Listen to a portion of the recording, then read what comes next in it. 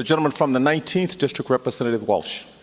Thank you, Mr. Speaker. This is an amendment that allocates some resources to the Nacelle Youth Camp, an important facility in our state's toolkit of facilities and resources that we have to service at-risk youth. We talk about these issues frequently in this chamber, but the youth camp is a particular scalpel that treats a very specific subpopulation of at-risk youth.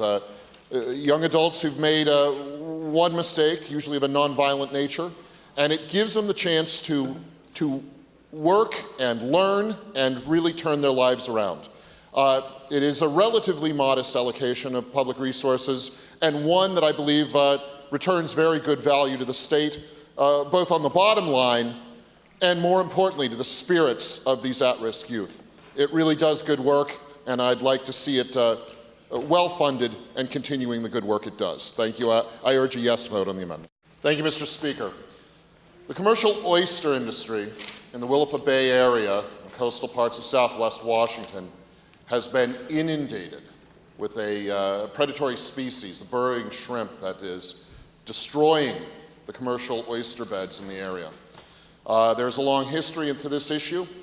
The commercial oyster growers were given a permit to use a pesticide that would kill the burrowing shrimp, but not harm the oysters or humans that eat the oysters. That permit was later canceled, withdrawn, and the oyster growers have come back again and asked for it to be reissued, offering good science and good economic reasons for it to be reissued.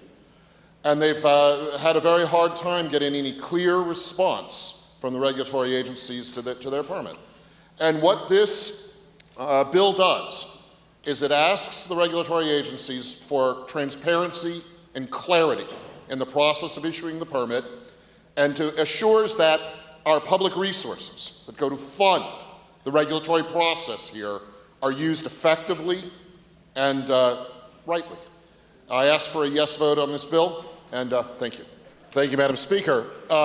This amendment redirects the Department of Commerce to use our public resources a little differently than it has, to prioritize sober living facilities through its consolidated homeless grants and other programs.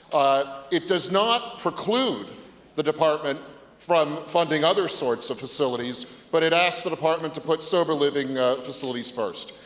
This is important because I believe that it improves the safety and security of those homeless people in Washington, particularly, in my mind, single mothers with children, who often are escaping situations of drug and alcohol abuse and looking for a place to restart.